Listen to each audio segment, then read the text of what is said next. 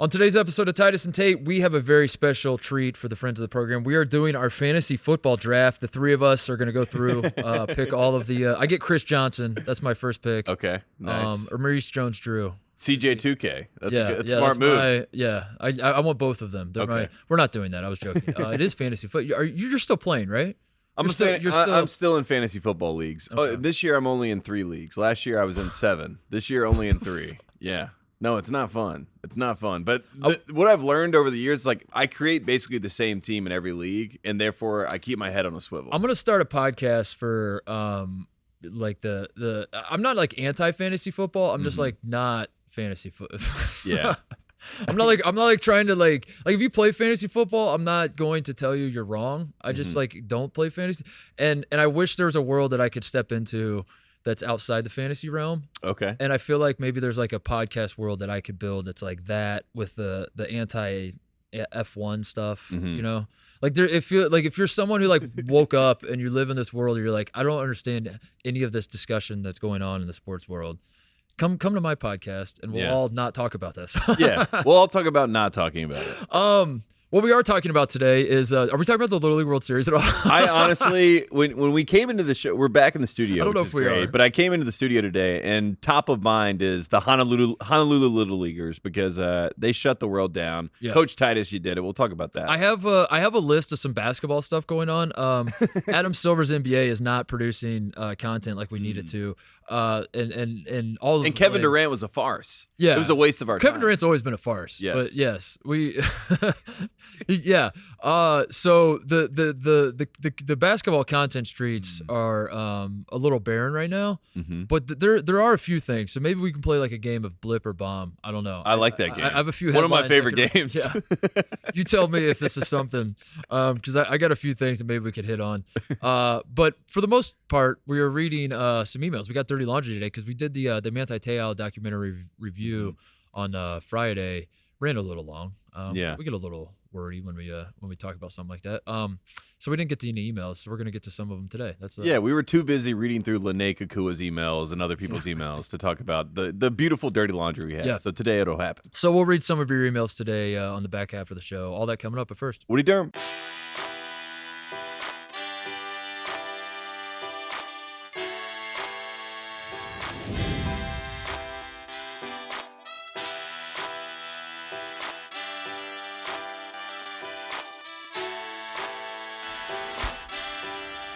All right, I want to start today's show telling you a story, Tate, that you don't even know about this. You have no idea that this happened.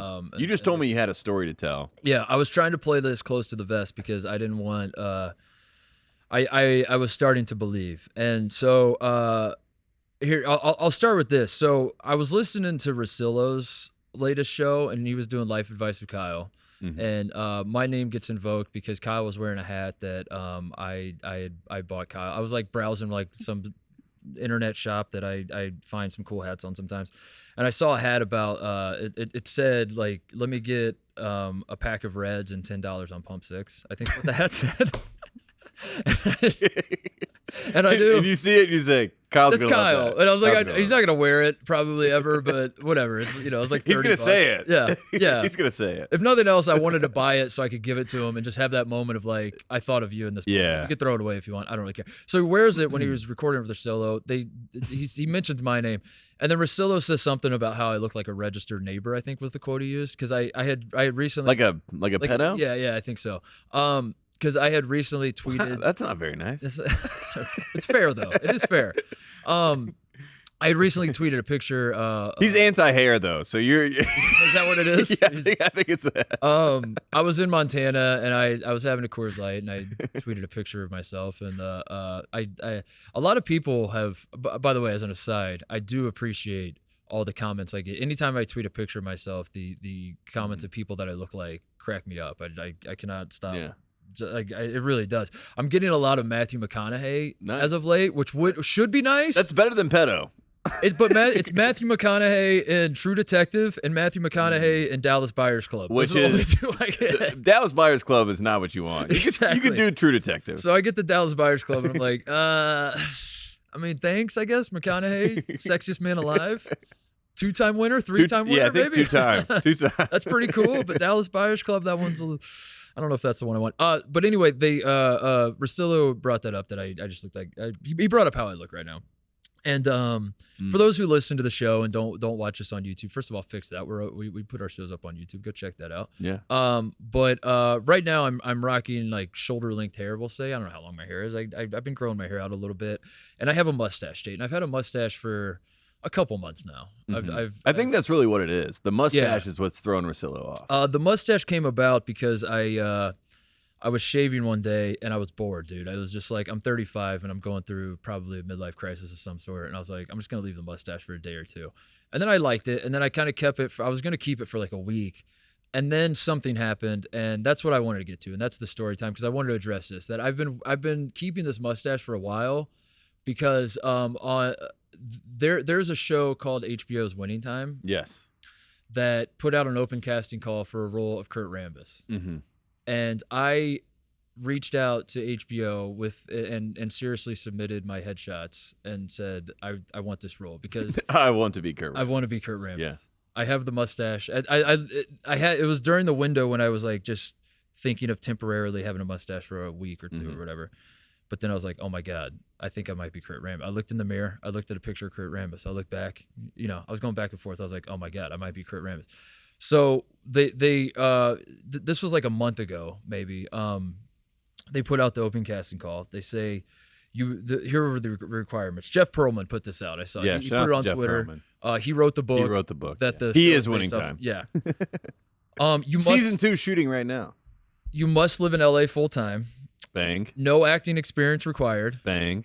Basketball experience preferred. Bang. 6'2" or taller. Bang. Yeah. And then this one was tough. 20 to 30 years old, but it's Hollywood. But it's Hollywood, baby. If you're not lying about your age. Austin Butler's playing 18-year-olds. Exactly. He's 30. Exactly.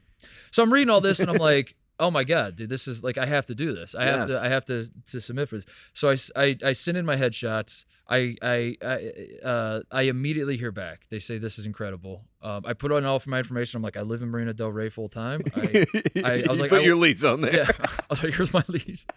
Here's my address. Here's the rec specs I will wear. Here's the rec specs I will wear. I send in all my stuff. I start talking myself into it because I even put I was like basketball experience. I played at Ohio State. Yeah, you're gonna look like a basketball player out there. Yeah. I don't know how else to say it. Like I was just like I think I might actually be perfect for this role. I mean, Kurt Rambis was like 6'8", I want to say. He still is. Kurt Rambis is still living. He hasn't shrunk.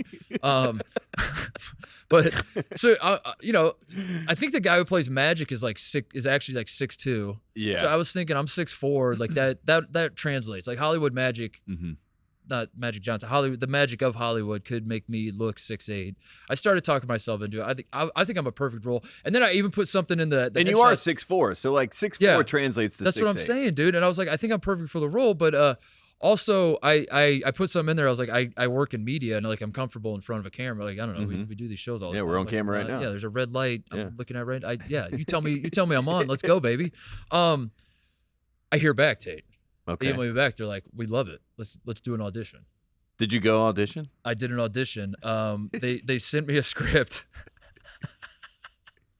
I love this. They sent me a script. It was a tape I had to send in. Yeah. That's how it goes. I had to do 3 scenes. I spent an entire day working on this. I have a pair of sunglasses that my brother at his wedding gave to me as a groomsman gift, as like he gave to all his groomsmen some nice pair of sunglasses. They were sunglasses I never wear anymore. So you popped them. I popped the lenses out. Of course you did. And I called my brother. I was like, I think I have to do this. I was like, I think these might be the sunglasses. If anything, this makes like him proud, right? That you're going to use these glasses for such a pivotal thing. I was like, how many of your other groomsmen are up for the Rambis role? 0. None. But I am. Because they don't live in LA. They don't have a lease. They're not 6'2" or taller. So you should put those 5 things in your bio.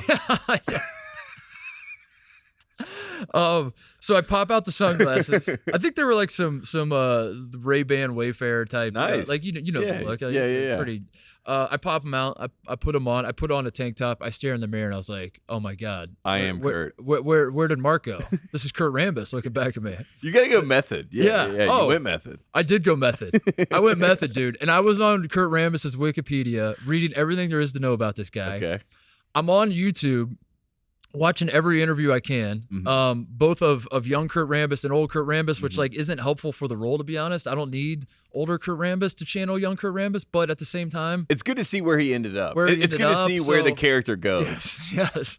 So I'm thinking, my head's going to the Rambis cinematic universe already, and you got to think about like the Jeannie Buss aspect in the show. You have to be like a guiding light for her, because then people will understand why she listens to Kurt Rambis these days. You know what I mean? Like these are lots of things that you have to keep up with. I like that. And my head, I'm like, this is Robert Downey Jr. putting on the Iron Man suit. This is going to define the next 20 years of my career. Yes, like, I'm going to just be Kurt Rambis and various things for the rest of my life. Yes. That's what I'm going to do.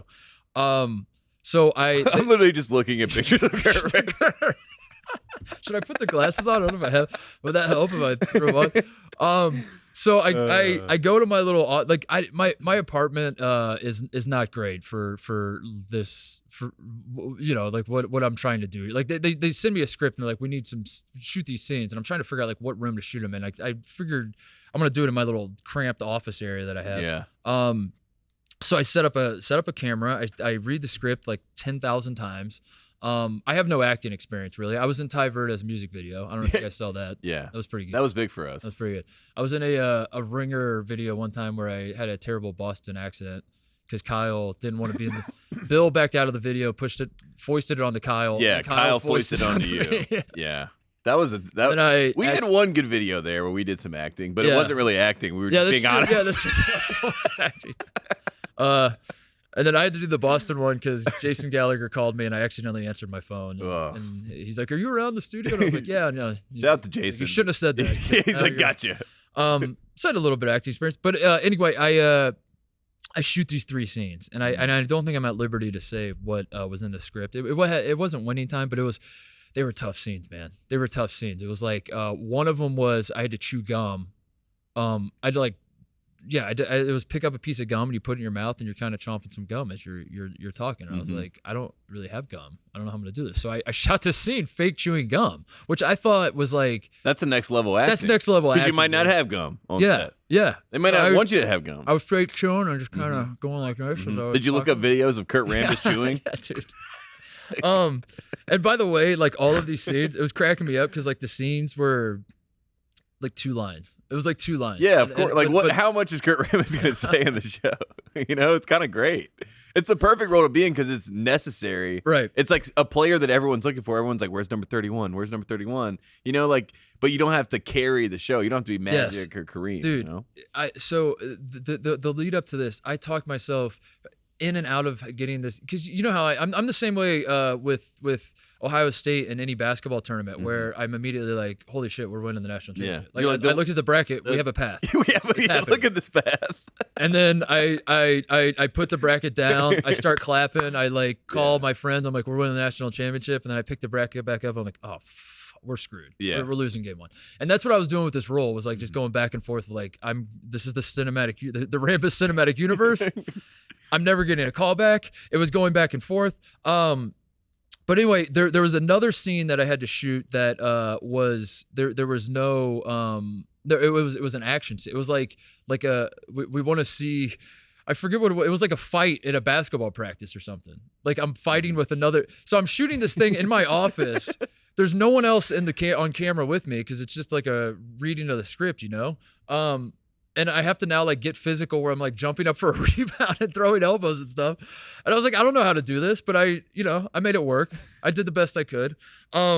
So I ham it up, dude. I threw in like a little improv here and there, but then I like watch it back and I'm like, I don't think this called for improv. But then I'm like thinking about the show and I'm like, I don't know, man. They need some comedic chops. Yeah. I took this thing as seriously as I took it more seriously than I've ever taken this show. I promise you. Respect. That. Which you see the behind the scenes. I mean, of this show, look, we know how we do this. We know how we do this. So I send it in. I send in the tape. My agent hears back immediately. Says they loved it. and they're like, this is you check a lot of the boxes. This is good. The 5 boxes. This is the boxes. They're getting checked. We're seeing a lot of boxes getting checked. And at this point, I start calling family. I do. And I'm like, start pull up Zillow, start looking for houses, guys. Because we're coming west. Everybody's coming west. Yeah. The Clampets. The whole family's coming out here. We are going to run Hollywood. Yes. And I haven't heard back. And I think they started shooting. And so I guess my question to you, because you've lived in LA longer than I have, and you understand how Hollywood works. You've been a producer. Should I be worried that as I'm seeing pictures of another man wearing the 31 Lakers jersey coming Is the other man cousin Greg from Succession? Because from what I gather, what I'm gathering in my research is that Succession star Nicholas Braun really wanted to play Kurt Rambis. That's what the internet. Is that true? That's what the internet is. Did I lose to cousin Greg? Are you serious, dude? Apparently, LeBron wanted him to play. Oh my God! Well, I didn't know chance then. That checks out then. I mean, like if it's cousin Greg, I'm fine with it. But what happened in this was like a month ago. This was at least 3 weeks ago, 3.5 weeks ago, something like that. When I sent it in, what's happened since then, Tate, is I've talked myself in and out of it. Like when I talk myself out of it, it's not hard. It's like I've never acted. I'm kind of a douchebag. Like I don't have a great face for camera. We all know this. Like, dude, Matthew McConaughey, calm down. You should have put that on your list. Like shades of Matthew McConaughey. I understand why I wouldn't get the role, but then I started looking at the boxes that are getting checked, and I'm like, how many dudes in LA have these boxes? Can play basketball? Yeah, are 6'2" or taller?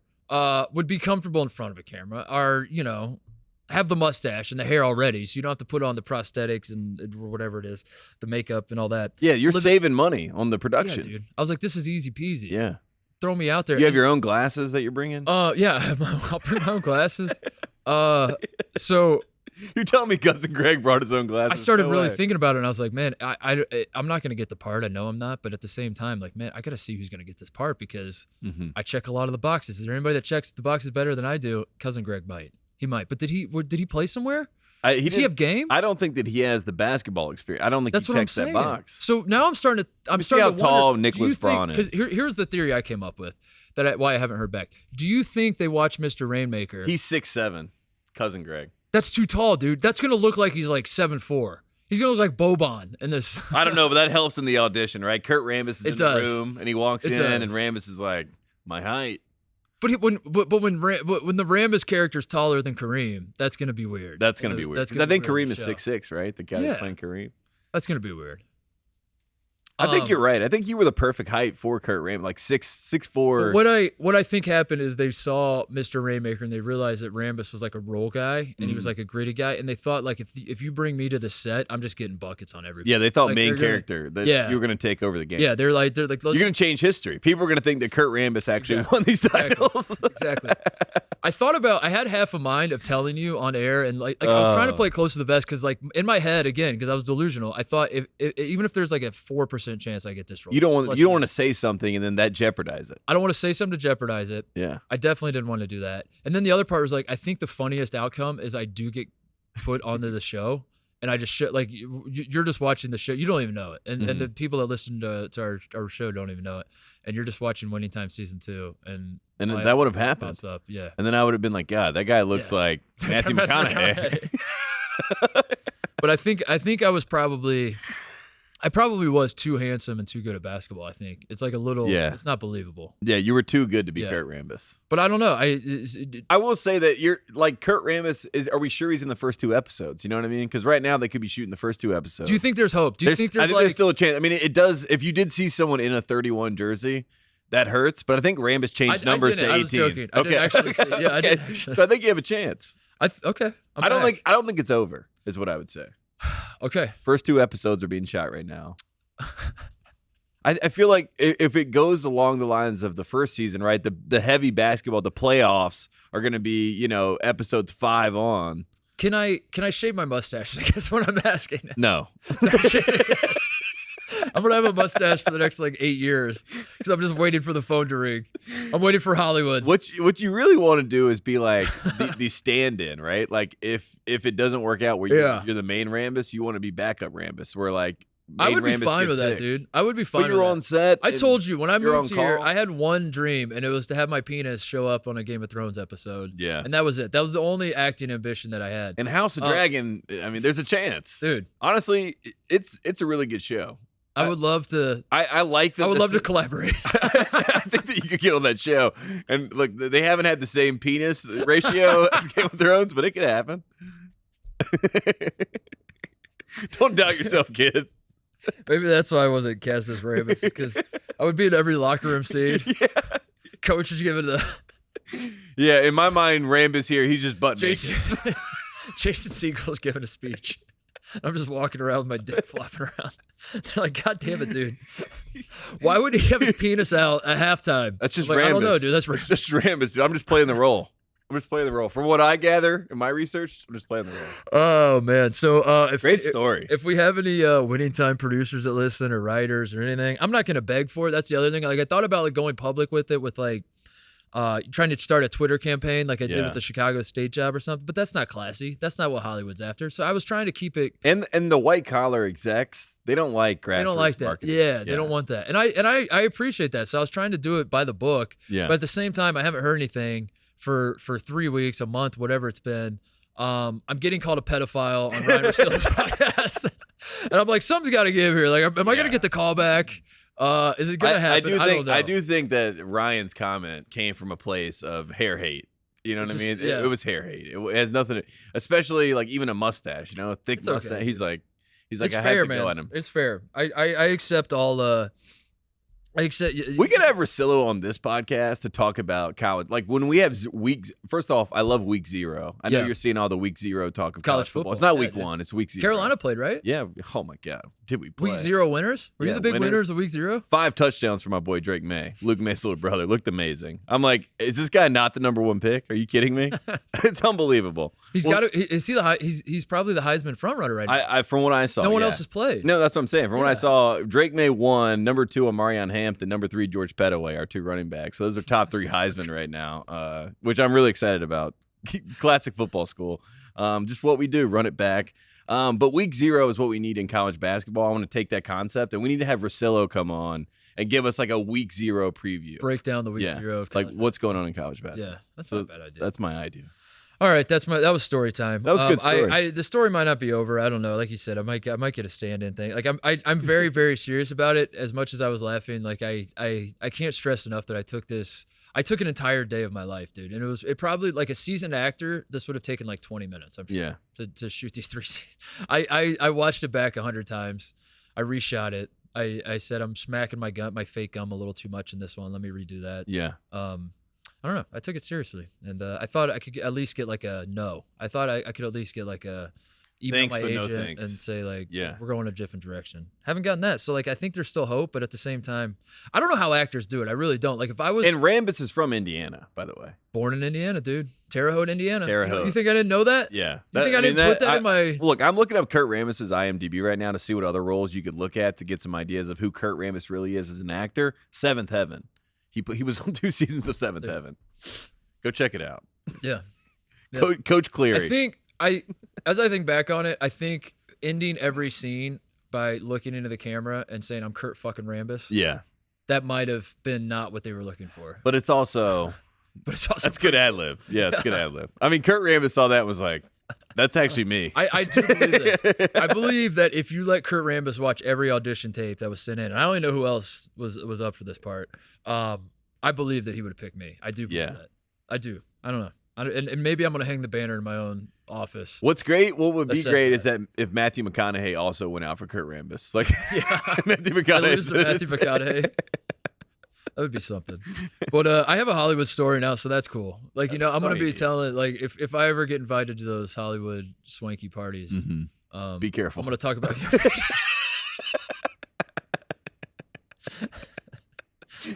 especially when you tell them you're in your 20s. Yeah. Let's move on.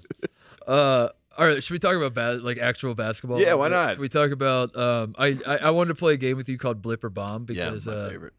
We love trying to figure out that was a Mr. K thing, right? Yeah, that was Mr. K's. We have to trademark Mr. K.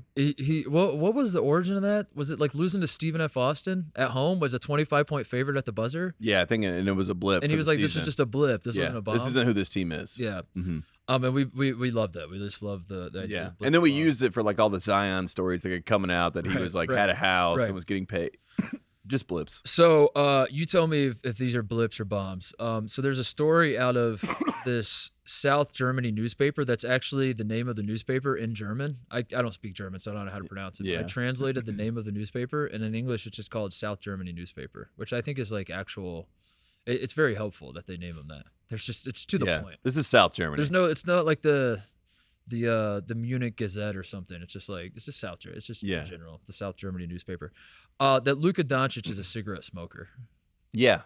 Is that a blip or a bomb? That's a bomb because of you and I who are truthers who have been saying he is a cigarette smoker for all these years, and then the haters coming back at us saying you don't understand EuroLeague basketball. Go back to watching Tulsa on a Tuesday night. You don't know what you're talking about. Yeah. And we're just saying we do know one thing. This man smokes cigarettes. This man hits a heater at halftime. Yes, I know that. Yes, this man is drinking Colt 45 probably as well at halftime. Which is, you do you, Luca. We're just trying to call it like it is, Mm-hmm. And I think this speaks to. Well, let me ask you this: do you think this means he would have success on Tobacco Road or not have success? He would have success. You think he could? You could win in the ACC with Luca? Absolutely. Okay. I think if he's at Wake Forest, though, it's a classic get to number one in the nation and lose in the second round, right? I mean, that is the Luka Dončić story in the ACC. I don't think he gets past the second round of the tournament. He's not a second weekend guy in the ACC. Is Luka becoming? He's no Vitas Danilus. That's for damn sure. Is Luka becoming too like the story that was getting circulated was that the night before a game he was playing cards and drinking cola, I think was the term. Yeah, he's a big soda guy, and smoking cigarettes. And like as far as like what NBA players are doing the nights before the game, like this is definitely a blip. Like this doesn't. But at the same time, I saw a lot of people like being like this is why this guy's my MVP, and I'm like, because he's drinking a 7-Up. Yeah. The night before a game? Like, is that hardcore? He's playing cards? Like, is that not... I don't know. I didn't read... The cigarette part is a little interesting. It's more interesting if they were like, Luka drank a case, like Michael Jordan, and was smoking cigars till 6 in the morning, That's and the game started like, at noon, and he didn't sleep, and he went and dropped 45. That is the story I want to hear. I guess that's why I'm like, I don't understand. That's why it's a blip, though, because we're just like Jordan's been it's a bomb that we know that he smokes cigarettes, but it's a blip, the story itself. The story itself, yeah. If it was any other player, we wouldn't care. But it's Luka, who we said when he was 19 years old, we're like, this man smokes cigarettes. And everyone's like, no, he doesn't. The two prospects, the two takes I've had in my pre-draft analysis of Zion's weight and Luka's cigarette smoking, they've as more time passes, I become more vindicated. So and the brand Jordan brand itself, right? They have this arms race between they have Luka signed, they have Zion signed, and they have Tatum signed. Zion's on signature shoe number 2 right now. They're about to come out with the Zion 2s. He hasn't played in 2 years, but we're about to get the Zion 2s. Luka, they haven't made a signature sneaker. I'm sure because like Jordan has something in his contract. You have to stop smoking heaters to get your signature shoe. And then Tatum, they're like, are we sure he's that guy? Which, I mean, he looks like went to the finals, but then, he wasn't that guy. So poor Jordan brand. This is what happens when you sign Duke players. Oh, man. Another one I saw is that the Lakers are apparently trading Russell Westbrook. Yes. That's the to your Pacers. Yeah. Yeah. Miles Turner, the rumor that is, I guess, not even a rumor at this point because it's floated around the entire league is that Buddy Hield and Miles Turner are getting traded for Russell Westbrook, who's on an expiring deal. So then the Pacers will have him for cap space. Yeah. We'll have cap space after he is off the books next year. So you basically get him for this year. Cap space to hire Brad Stevens? Is that how it works? You could? You're ready to do it? You sure? I love that. I love this trade. This is a great trade. Russell Westbrook for Brad Stevens. This is a great trade. How about this? We kind of skipped over this when we were talking about ESPN bowing out of the Big Ten marriage. Because I was so excited about it. I was so excited being a Fox guy that I saw ESPN is out of the picture. And in my head, I connected the dots and said that means Fox gets a bigger piece of the pie, which I think we do. I don't know. I gotta ask around here. I gotta see if anyone in this studio has any. Let's just go around and be like, "Where's the pie?" Yeah, where's the? Take a peek of that pie. Yeah. But then one thing that I saw, but we glossed over, and then I've tried to put out of my memory, but like I keep being reminded of it, is that there's going to be a ton of Big Ten basketball games on Peacock, Tate. What do you think about that? When I say that, like, you have to have Peacock to watch Big Ten basketball in the future. Oh, because we never actually talked about that, and that's brutal. Yeah, that's pretty brutal. Yeah, it's like for someone like me who's not necessarily going to go seek out the Northwestern Nebraska game. Yeah, this tough. Pretty much certifies that I will not watch that game. Is Peacock free? Is there like a free version of Peacock that you could watch? I think it's a free version for 90 days. And then they start charging you like $69.99 a month. You're like, wait a second, what is happening? Yeah. Dude, you should make... That hurts. I didn't know that. I didn't put... in my mind, like you said, everything was on Fox. Yeah. That's what, like, when I saw ESPN, CBS and Fox. Yeah, I was like, this is great. I didn't think about Peacock. Yeah, but here comes Peacock. Speaking of cocks, South Carolina's new mascot might be Cock Commander. Is that a blip or a bomb? You saw this, right? I think it fell through. I think Cock Commander was not voted through, but yeah, that they were looking for that. It was the fan vote, but then South Carolina came out and said we don't care what you say. Yeah, I think they took it off the board. Dude, the nickname was Sir Big Spur. Mm-hmm. What a horrible nickname or name for a mascot. That was the nickname or the name in the first place? I mean, that university has had an identity crisis since it was, Sir Big Spur? Yeah. Oh my God. It's a tongue twister. Like, imagine like a 4-year-old. The name of your mascot is the Cox. Yeah, and you say Spur? Like, what's going on here? Yeah. Did you have a Cox hat when you were like in junior high? Or I had Cox or Morehead State? I had more. I had a lot of hats. I think I had a South Carolina hat, mainly for the baseball team. But it was nice because it just had Cox on the back, like at the back of the hat for the baseball team. My parents wouldn't let me really spend a lot of time with the guys that wore the Cox hats to our rightfully school. So, yeah. And I remember thinking like that was an overreaction, but now I'm like, all those guys are in prison now. I think every kid that wore a Cox hat to 7th grade, Brownsburg Junior High, is in prison right now. It's like you go to Myrtle Beach, you're at Broadway at the beach, you're in Lids, and all of a sudden you're like, I got to get a Cox hat. It happens to the best of us. The boys back home are going to love this. They're going to love this. When I show up to homeroom after spring break. It's going to be a hit. That's going to be a hit. Finally, the last bit of... The last bit of basketball news that I saw is that Michigan State has added Barry Sanders' son. That was the only news. That was the headline that I had coming into the show, and I was like, Titus and I are going to have to milk. You had one line of notes, and it said Barry Sanders' son. We're going to milk this.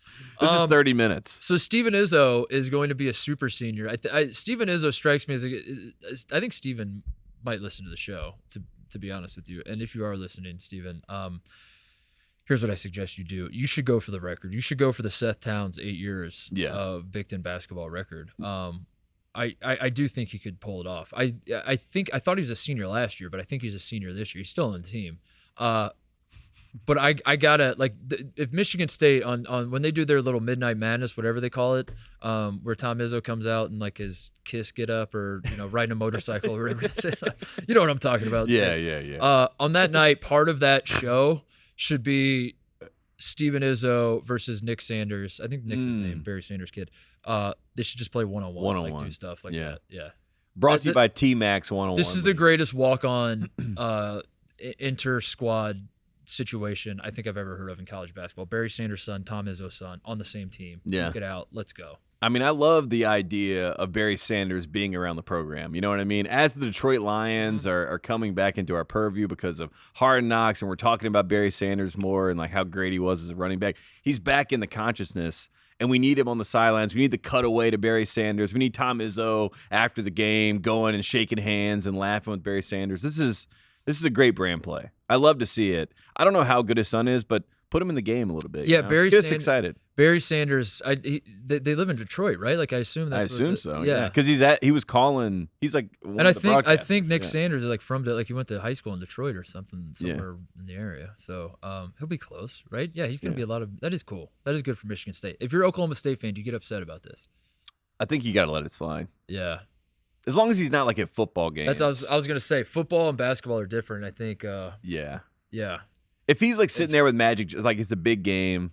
We're on aircraft carrier game. Yeah. Barry Sanders is there with Magic Johnson. You're not mad about that. Yeah. But if he's at a football game, yeah, and he's saying go Sparty, you're like, wait a second. But at least it's not same conference. I guess it could be. For now, yeah, for now. I guess it could be. We'll see. That's all I had in basketball. That's literally it going on in the basketball world. I think that's a bomb though. It's literally World Series and that's it. That was the sports news of the week. Was and Rory McIlroy winning a golf thing. Yeah, and Scotty Scheffler broke my heart. I had money on Scotty Scheffler and he just choked it all away. You were into the Little League World Series this year. Oh, you got really into. I was locked in because first off, Coach Titus. Shout out to you. You put it on my radar that Hawaii was a juggernaut. Mm-hmm. And when Coach Titus said that, I'm like, okay, pencil in Hawaii. I'm going to watch these guys. Every time they pop up on my screen, I'm going to watch Hawaii play. And as I did that, every single game was over by them getting through their first three batters. It was like game over. It's over. Yeah. It's like two of them would hit home runs. How do you feel about this? Because I got into a discussion as we were watching the championship game. And the 10-run rule of Little League. Mm-hmm. How do you feel about the 10-run rule in Little League baseball? I think in the championship game there should be no mercy rules. Just in the championship. Just in the championship. Just see how many runs run it up. Because you're in the championship game. There's no time for sportsmanship. And there's no time for being nice. And we've also sold ads. Exactly. Against yeah, we've sold ads against this, and these kids are going to play 6 innings. That's for damn sure. And honestly, Curacao... Is that not the most American thing ever would be to make the Little League kids just get your brains beat in on national television because we got like... Hey, Curacao extended the game. When they extended the game, they scored a couple runs to keep it so it was still within a 10-run range. When they did that, I was like, we should just play to 6. Yeah. You know what I mean? And they seemed like they were actually getting their legs underneath them right then in that inning. Curaçao's a good team. And any other year, Curacao probably wins it all. But they played, I think, the most dominant Little League team ever. I've never seen they're a team. They're the GOATs to you? I think they're the GOATs. I think they're up there, honestly. They're the 27 Yankees to me of Little League baseball. And I'm just glad I watched them. This Hawaii team was I texted you as they were running away with the title, and I was like, we should do a GOAT. The idea of you and I sitting down today and just arguing for an hour over who the Little League GOATs are was funny to me, and then I was like, we can't actually do that. But then it may have been more compelling than Barry Sanders' son joining Michigan State. And then 10 minutes pass, and I'm like, actually, I got my notes app out. And I'm like going through, it's like 1982 Kirkland, Washington, or 1998 Toms River, New Jersey. Which one was better? Where do you have the team? There was a team, Japanese team. I think it was like 2003. That was the team that when you hit me up and were like, "What are the greatest teams of all time in Little League?" It was like that Japanese team when I was like 10. Yeah, and it was 2003 because they all batted like Ichiro, dude. And they were all left-handed, and they like did the slap hitting that Ichiro would do. And oh my God, they were just dinking and dunking their way to. And they had the same confidence and bravado of the Hawaii team, which is basically like, I want to get in the batter's box because I want to get a hit. You know what I mean? Like the whole Hawaii team, every single one of those kids that was like on deck circle, I was like, man, if I'm the pitcher, like I don't want to go against that guy because they're all like swinging, looking at him, pointing at him. The whole bench is cheering their name as they're in the batter's box. You know what I mean? They were just an intimidating team, and that's how that Japanese team was. Yeah, so Tate and I were texting each other, joking about like how funny it would be if we had Little League takes, and then like we just started texting back. Then we had takes, and then we just like we're just going crazy. I think it was I looked it up. I forgot what year it was. The 05 Hawaiian team was my favorite. I think that was they weren't a GOAT tier. I misremembered because I went back and looked at their run, and they had a few close games. I think they won the title on a walk-off maybe. Mm-hmm. But they were so much fun. They had a dude with long hair that was just he just I don't know how to describe. He was electric. Like he just like he had a camera presence at 12 years old. Yeah, he was one of those guys. And I remember that team in like 05. They wore like black and red uniforms, and because now the Hawaii teams wear the powder blues. You know. Yeah. It's not as tough, but the team back then was black and red, and they were awesome. So anyway, I'll shut up now. No, I just wanted to bring up because I was looking up the Danny Almonte team. Because that was the team, the two. Daniel Monte's him, dude. Okay, can I say this and we'll get off the World Series? No, I don't want to get off. I want to talk about Daniel Almonte.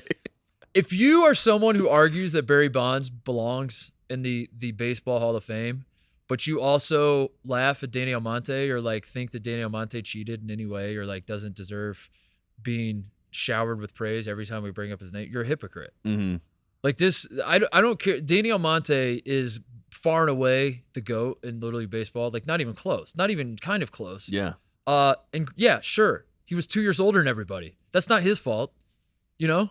But even if it is, like it's his dad's fault. Like, you know, that's part of the game. Like you learn the whole point of Little League Baseball is you're trying to teach these kids lessons at a young age. Yeah. Some of those lessons are like you can make your best friends playing sports, you know, and they're like stupid like that. They're just, you know, cool, man. Great lesson there. Mm-hmm. Other times you learn lessons like we have to play 6 innings because we sold ads and you guys are on TV. Yeah. And that's the way it's going to be. Yeah. And you can't wear those Nike shoes because we sold you know, we have a sponsorship with like Russell Athletics. So you have to wear kids wear these shoes. I don't care that that's your lucky bet. You can't use that bet. We have a sponsorship. You know, that's a lesson these kids have to learn. And another lesson you have to learn is that cheating does help you in this world. Yeah. It does help. You should always cheat. Mm-hmm. We learn that lesson time and time again. Yeah, what's that saying? If you ain't cheating, you ain't trying. You ain't trying. Yeah. And that's Little League World Series. That is baseball, dude. That is the entire time baseball has existed as a sport. That has been what baseball is. Yeah. And to now like little pine tar here. To now clutch your pearls about Danny Almonte, you know, having a full beard at the Little League World Series is bullshit. When we should separate the art from the artist, and the art that he struck out like 65 out of 72 batters or something. It was insane. It was insane. And I just wanted to say that the Danny Almonte, you will always have a home at Titus and Tate. If you want to come on our show and talk about that run, we will always. I mean, he was Randy Johnson as a little kid. You know what I mean? He was like straight up serving. But the reason I brought him up it was because Curacao, and this is like to show the context of how good they were. They had a kid on their team, Davey J. Rica, I think was his name. He was throwing 79. Really? He was throwing 79. And he didn't pitch against Hawaii, but in the game before, he was throwing 79 miles per hour, which is touching 79, which is what Danny Almonte. Because I was trying to remember what Danny Almonte was throwing. Because like as I was watching this kid, I'm like, man, this is reminding me of Almonte because he's flying. These kids can't even get the bat around the ball. You know what I mean? Yeah. He was throwing 79. Almonte was throwing 79, and I just want to say, like, people talk about the evolution of the game. Like now we have 11-year-olds, 12-year-olds, whatever it is, throwing 79 and we don't even bat an eye. But in 2001, when Danny Almonte was doing it, you know, the whole conversation during the entire tournament was like, are we sure this kid, you know what I mean? Yeah. And they didn't even win it, right? Like the Bronx, his team didn't even win. They didn't win it. No, because he pitched. He couldn't pitch. He couldn't every pitch game. the next game. Yeah, exactly. So he had the one game where he struck out everyone, and then he couldn't pitch the next game. Exactly, and they finished in third. So, which I don't like that rule either. You should be able to throw your arm. You should. That's another lesson these kids have to learn. Well, so when they get to college, they'll learn it. Yeah, college coaches are like, how many pitches? 120. So would you rather be a Little League? There are a handful of guys. Todd Frazier's probably the most famous, right? 98, Tom's River won the thing. And, yeah. I feel like every time the Little League World Series comes. Well, he calls the Little League. Yeah, games like now, we hear about awesome. Todd Frazier. Yeah. But there are a lot of guys like Danny Almonte and Cody Webster on the 82 Kirkland Washington team that have their moment in the sun in the Little League World Series. And then, Monet Davis. Yeah. And then they don't, they're not like major league players or whatever. Would you rather do that or never have? Is it better to, is it better to love and lose than to never love at all? Is it better to be a Little League star and then fade out? Or to never reach those heights. Yeah, I think it's better to be a Little League star. I think you want to still be the star. I think that still plays. I still think if you're like 48 years old and you're going to bars and you're like, I threw a perfect game in the World Series. Yeah, one of our friends in Carolina, one of my brother's best friends, he hit a grand slam in the Little League World Series. That was #1 on top 10 Sports Center top 10. Yeah, and so like when I met him, they were like, "Yeah, Chad, like show him the highlight." And it's like it's like a Little League World Series in the grand slam. It's like that's forever, dude. As far as glory days go, I would rather a guy show me that than to be like, I threw for 4 touchdowns. But that's what I'm saying. That's the sectional championship. I was like, this dude, is who cares sick. about that? #1 Sports Center when it actually mattered. Little League World Series. We should start the live tour of Little League Baseball. That you're allowed to cheat and you can. It's like 15-year-old. You just have grown ass men out there on a Little League field. Oh man! And there's no innings limit.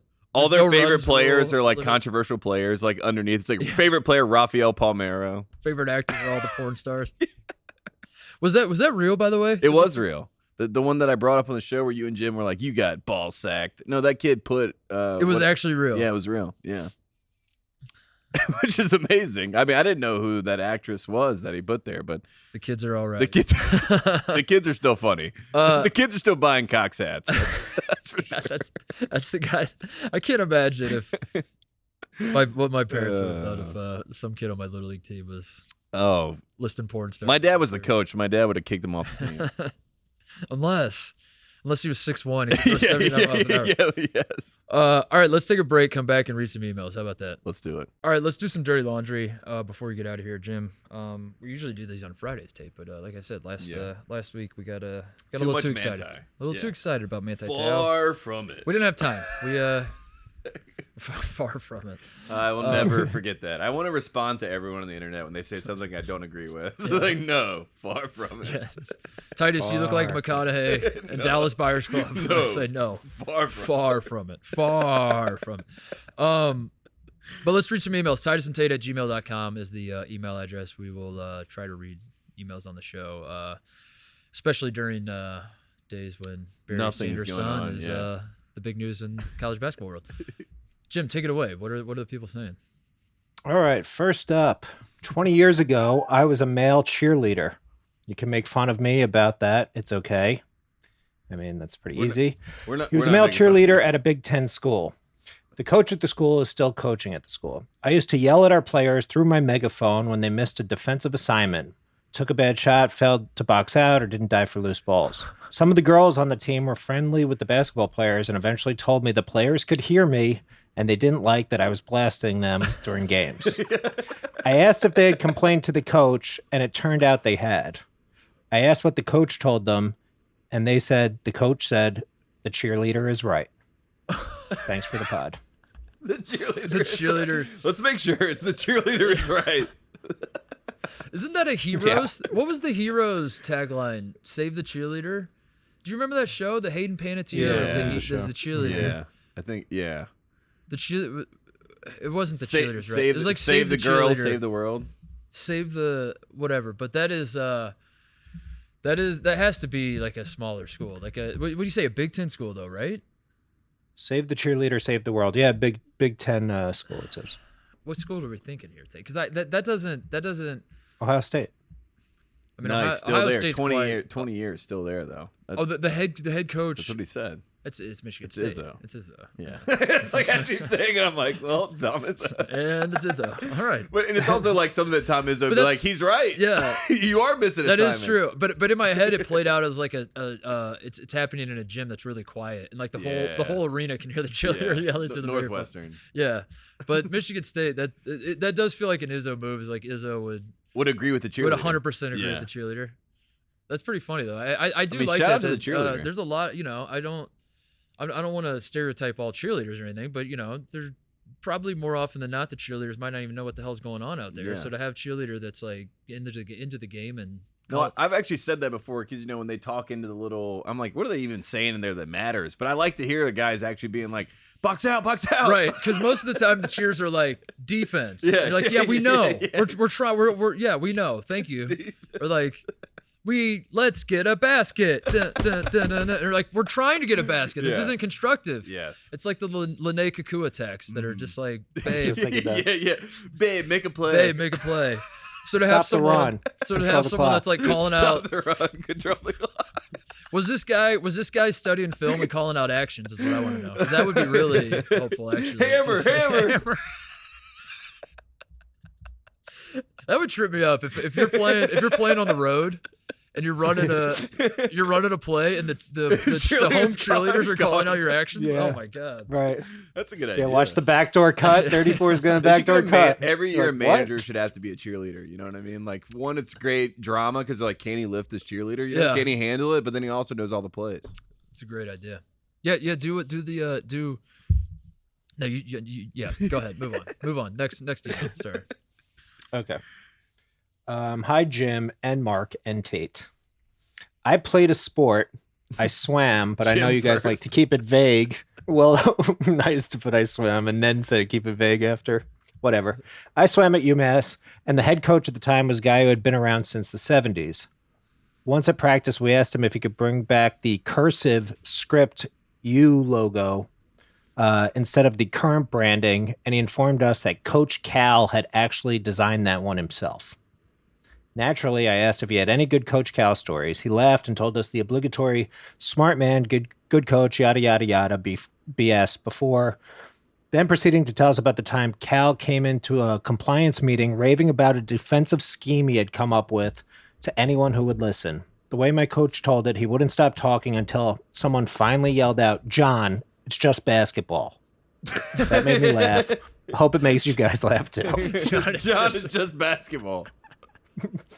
I like that. That is pretty funny because, like, did you see from this weekend, like in the Cal, PR dump, there was a video of him drawing up like they're doing like their blue like little NIL scrimmage, and Cal's sitting over there with the whiteboard and he's just drawing up plays. And they like put it out. I thought you were gonna say he's drawing a new logo. Cal tinkering with plays, and I was dying laughing. So you're gonna say he was drawing a new logo, basketball. Like UMass. Yeah, he created the logo. So that's the dude. He's a brand man. He's a brand. I'm looking at the logo right now. The old logo with the script. It's just a script U, and then it says Mass.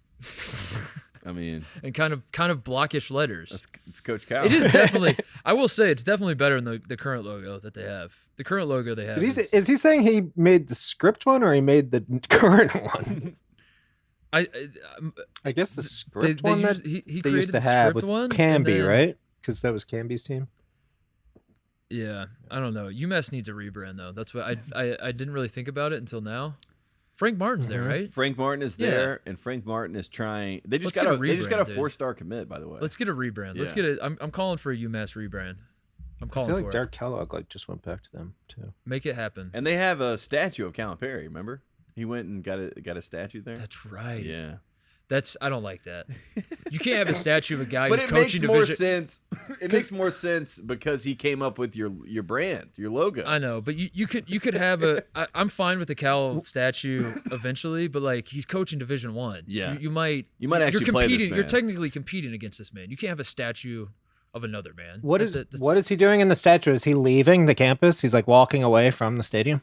Yeah, I think he had a duffel bag in his hand. Yeah, does he have a bag? Or a Memphis contract? Yeah, and he's just leaving all the sanctions behind. Do they have a Dr. J like statue? on the ground? Yeah, I'm looking up all their statues right now. If they have a Cal statue but not a Dr. J statue, still. He's putting up the fist. He's putting up like oh my god, that's the Calipari statue. Let's see if they have a Dr. J one. Oh my god. Camby statue? I mean, they do have a Dr. J statue as well. They have a Camby statue. They have a lot of statues. They have a lot of statues. So actually, I feel better now seeing all the statues that they have. Do they have a patina statue? They have to. Let's see. I think we know where we're going on our tour. We've got to go to UMass. No Patino statue. Ooh, there is a Reddit thread saying there should be one. That's bullshit. Yeah, there should be a Patino statue. Look at Cal back in the day. What a character. Cal, never mind. I gotta stop. Never mind. I gotta stop talking before I really think it through what I'm gonna say. Victor Cruz. Good statue? email though. Good email. That's a good email. We need a UMass rebrand though, for sure. Okay, moving on. All right. Hi, Titus and Tate. I went to the University of Oklahoma, and my freshman year was the same major. And my freshman year was the same as Brady Manick and Trey Young. I had the same major as Brady and shared several classes with him freshman year.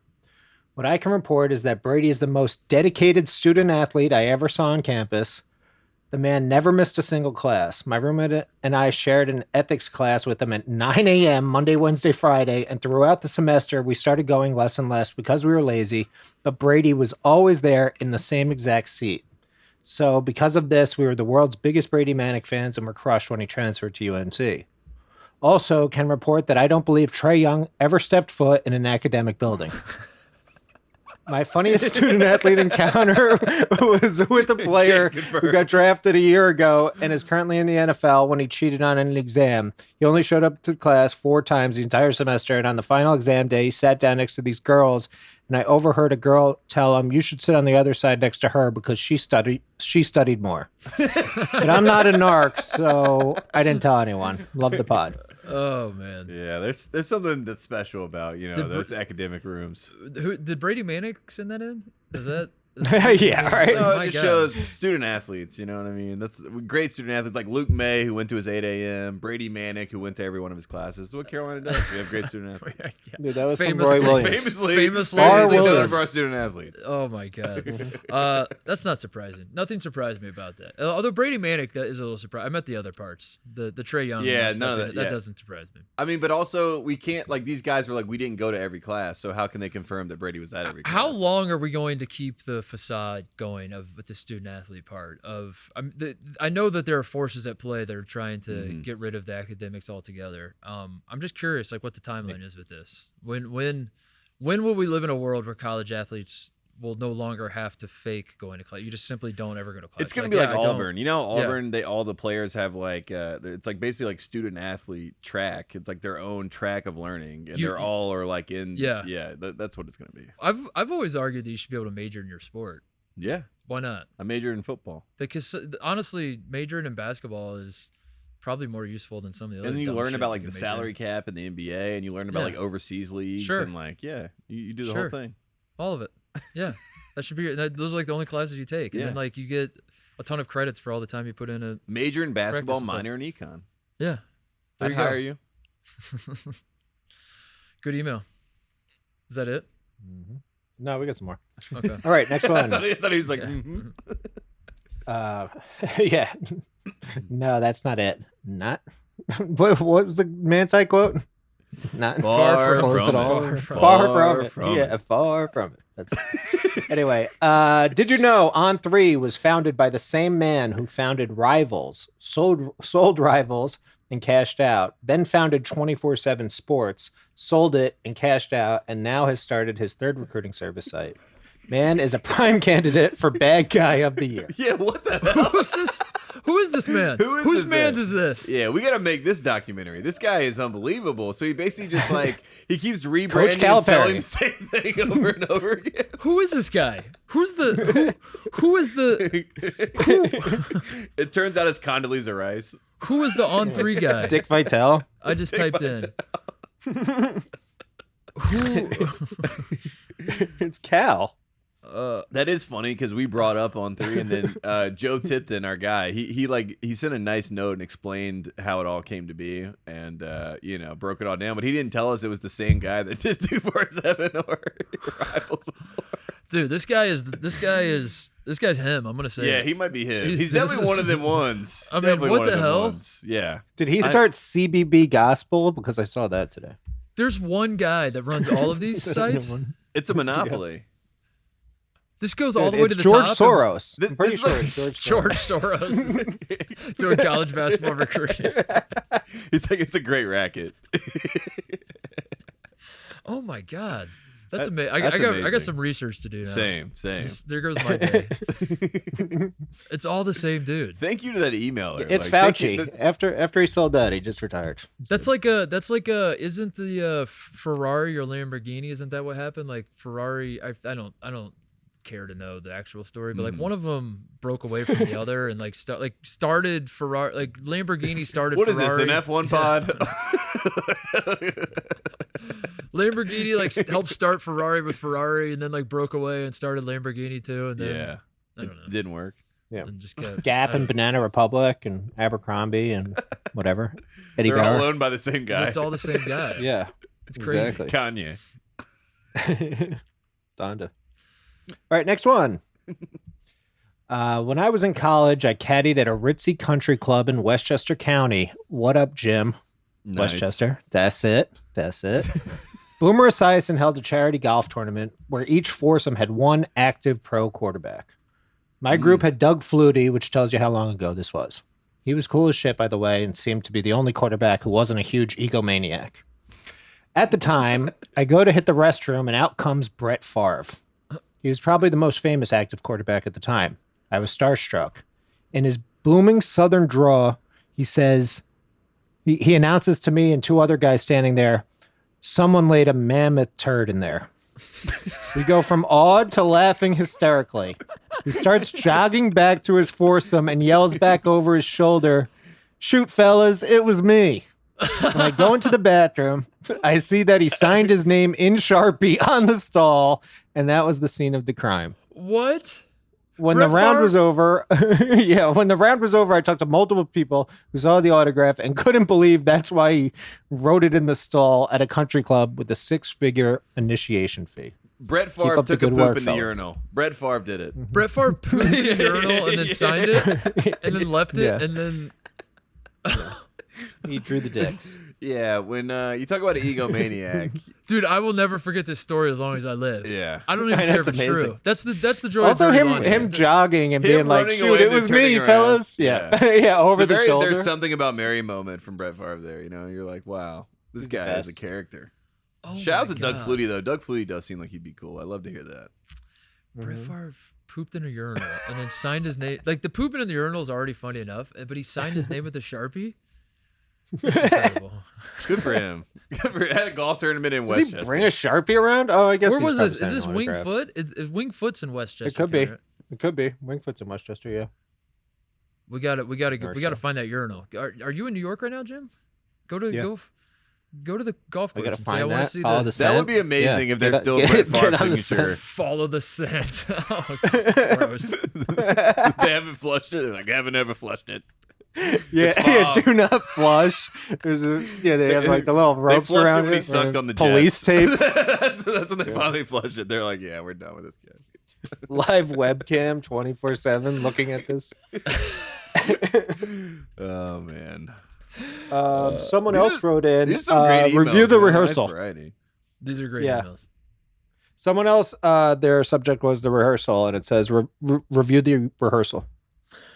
My review of the rehearsal is I didn't got bizarre. I saw what it was doing. I want that to be clear. I don't want to be one of those guys that's like, I didn't like it because I'm too stupid. Yeah, you're like I got it. No, I got it. Yeah. I just wanted the first episode, more of the first episode. Like, the first episode was perfect. It was the best pilot of any show I've ever seen. It was an amazing pilot. Second episode was pretty good, but it kind of did like get. She ruined it. The Oregon house, like her ideal, like her opening up that Pandora's box changed the entire show, and it like got the show off the rails. And then Nathan was already off the rails, and then he just. Are you the anti-Semite? Is that what you're telling me?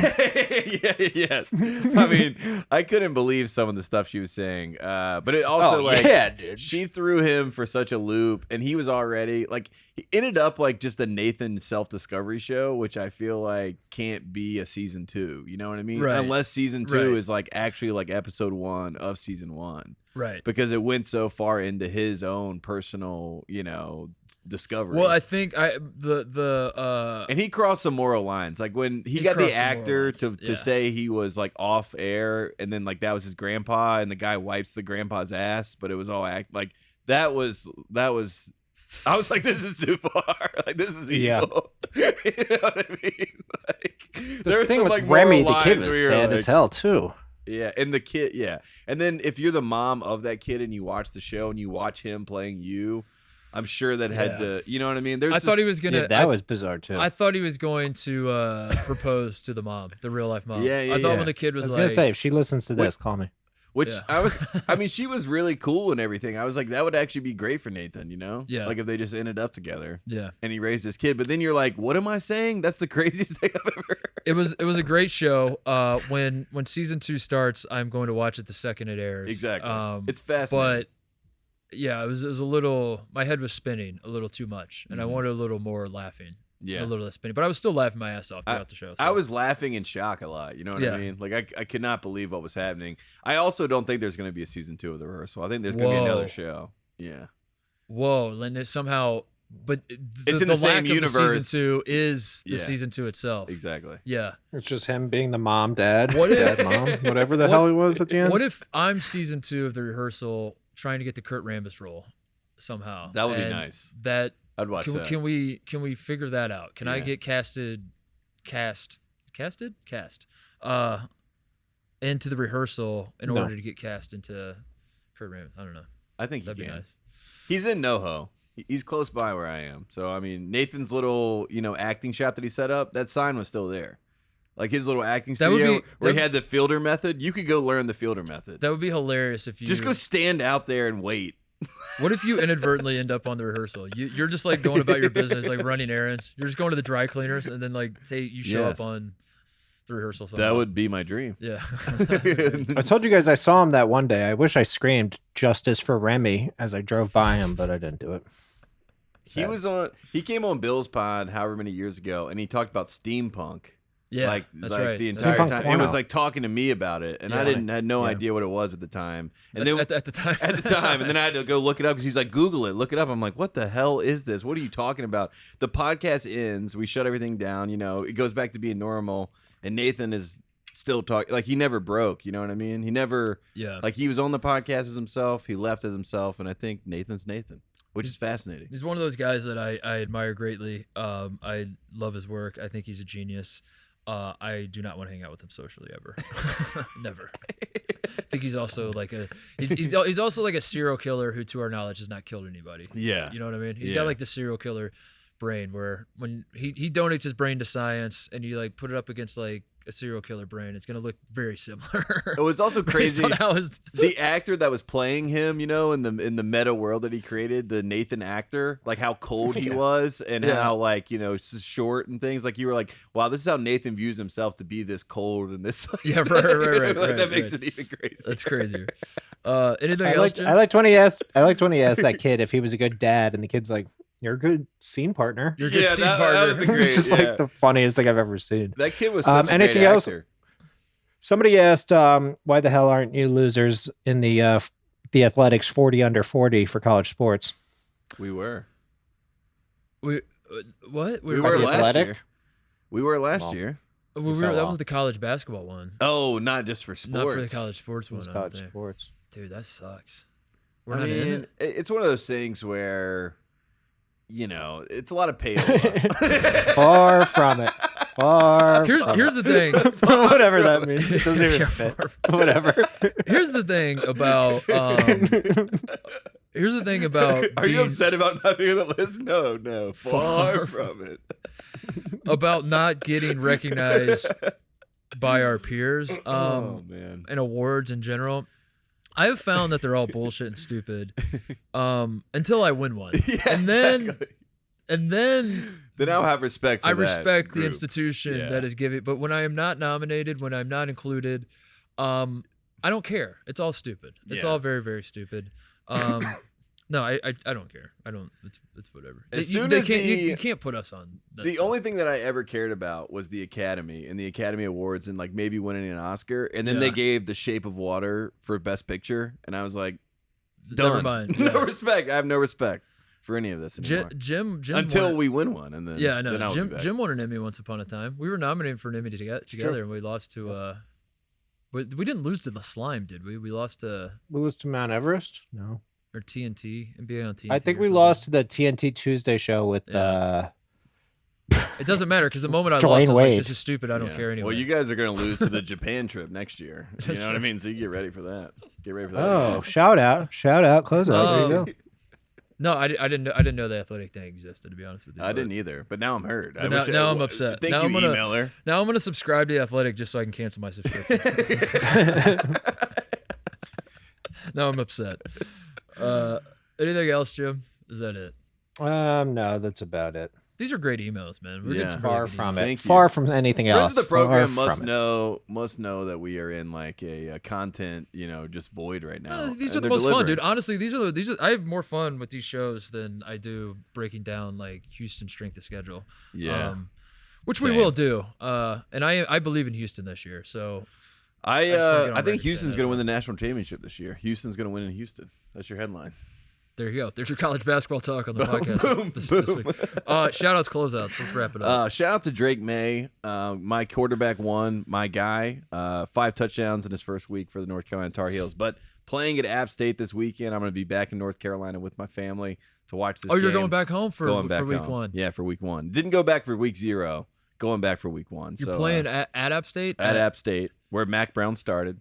That's a beautiful football stadium, right? Isn't it like carved into the mountains and stuff? Yeah. It's beautiful. And it's going to be rowdy. And App State is favored in this game. Really? So if North Carolina wins, we're the underdogs. So I love an underdog story, and let's hope they get it done. I love an upset. Can't wait to tweet about the upset. Man, watch. yeah, you don't.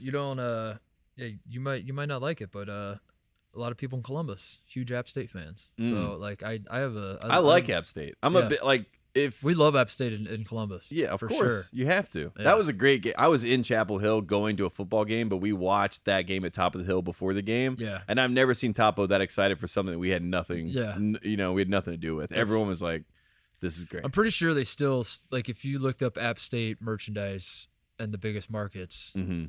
Outside of North Carolina, Columbus is number one for sure. Yeah, you see, Columbus is number one destination, by the way, for Labor Day weekend. Oh, I wonder why. Exactly, Bronny. It's Bronny. Everyone's coming to see Bronny. I'm going to Columbus. Exactly. That's what I'm saying. We're both going to our schools to represent. Speaking of alma maters and football teams, my first shout out is going to the Brownsburg High School Bulldogs football squad, number one in the state, and Jeff Sagarin's ratings, Tate. You know Jeff Sagarin. Of course. Dan Doncic once upon a time told a story on air about Jeff Sagarin having like 13 cats. I'll never forget it. It served no purpose to the broadcast. He was talking about Sagarin ratings and was just like, as an aside, the man has 13 cats. Anyway, and I was like as a way to diminish his ratings? I don't know. With Doncic, you never know. But he said it, and I remembered it, and like it's and now here we are, and now like I can't hear Jeff Sagarin's name and not think about all the cats he has. Yeah. Shout out to the cats. But he does. Sagarin does like the college basketball. He's like a Ken Pot. Like he's one of the OG algorithm guys. And he does Indiana high school sports as well because he's a Indiana guy. Yeah, and his algorithm right now is Brownsburg number one. The AP poll, because we just beat we were ranked third in the AP poll. We beat the number 2 team, Cathedral, on Friday. And I think the new poll comes out tomorrow. And there's chatter. We might jump up with the number 1 in the AP poll, which would be huge for Brownsburg. So do you think you guys could beat Bishop Sycamore? Yeah, maybe. I think so. I think I'm taking Brownsburg in that game. Yeah. So the dogs are making it happen. We got the Avon game coming up in a couple weeks. And anyway, if Brownsburg, if we really compete for a state championship, it's going to be. I don't know. You're going to see me starting to get emotional on this show, Tate, because when I went to school, I need the Jordan brand Brownsburg football shirt. You know what I mean? We'll hook you up, dude. That's what I need. We'll hook you up. Then I'll propagate as well. When I was at Brownsburg, when I was on the football team, I remember one time we were like we were the first others receiving votes, or we might have like snuck into the top because in the high school polls it's only like top 10. We might have snuck in at like number 9 or something, but if I remember right, I was like we're the top others receiving votes. We shut the school down and had a parade because we were like 3-0 or 4-0 to start the season. We were ranked like 11th in the state, and it was the biggest deal ever. Never won sectionals, which is like the first kind of round of the tournament. We never won anything, and now all these years later, like 15 years later, it's a goddamn juggernaut. Dude. Jordan brand. The dogs are. You were week 0. You were week 0 of the brand. I was week 0 of Brownsburg. It really is weird going back because like my era of high school football at my hometown was like the last era of. Like just a bunch of like all the coaches were just like people that played there, and it's just all the kids are like brothers of other guys that play. It's like a very tight local community, and now I feel like when Brownsburg hires a football coach, it's like a national search that they dump like tons of money into. Yeah, it's like a real like college football. And they're like program. actually recruited from all over Central Indiana to like give jobs to like the best football programs or the best football players' moms and dads to get them to move to Brownsburg. We've reached that level, and it's just wild to see because you're like I was the quarterback here. Yeah. They're like, where'd they recruit you from? Yeah. It's like, no, I lived here. The starting cornerback used to be the lunch lady's son, and now the starting quarterback is like, some guy that moved from Florida. Yeah. It was playing in Dade County. Yeah. It's hilarious. So shout out to them for that. Shout out to Amani Bates, by the way, who's officially on the Eastern Michigan roster. We got to do some follow up with that news. We were scratching our heads about that one. No longer scratching our heads. He's going to be an Eastern Michigan emu. I think they should be the emus. Yeah, I think we got to get rid of the Eagles. Yeah. The EMU emus. It sounds good. I don't know. Fits. Do a rebrand for them too. I'm ready to see Amani Bates unleashed. You know what I mean? Too. Without everybody all over top of him. I think Eastern Michigan plays Michigan this year, don't they? Yeah. And I don't know if they play Michigan. If they played Michigan State, that would be great, dude. That would be great. I would love that. I think Izzo's over it though. Like Izzo wouldn't even make a deal out of it. I don't think Imani Bates is though. So that's why it would be. Yeah, there you go. I don't need Imani Bates to do well. What I need Imani Bates to do is like have the chip on his shoulder and want to do well. Have like, those revenge games. Like Mm-hmm. I don't need him to average 30 a game. I need him to try to average 30 a game. There's a huge difference. As long as he's trying and he's just going out there and like taking step back threes. Yes. That's gonna be awesome. Anything else? That's all I got, honestly. I mean, shout out again to the Hawaii team. I mean, I was blown away. Shout out to the Ravens. Oh, 23 straight right. preseason wins. Yeah, that's right. Like when we talk about greatest dynasties of all time, I think Ravens preseason has to be in the conversation. They didn't cover the spread though in the last game, so that one hurt. Ravens preseason football team, Suns bubble, 2022 Hawaai Little League World Series. Yeah, 27 Yankees. 86 Celtics, of course. Always got to be in there. Yeah, these are the GOAT teams. Shout out! I forgot this one. Shout out Virginia. They beat KK Mega Basket. They had a rematch. Yeah, and they won. And I had a Virginia fan setting the record straight. He was like, "Hey man, if you're gonna kill us on the front page, make sure you follow up. You make sure you do the follow up on the front page as well." I did not do that. I saved it for the end of the show. When no one's listening. It's like this is the back of the page.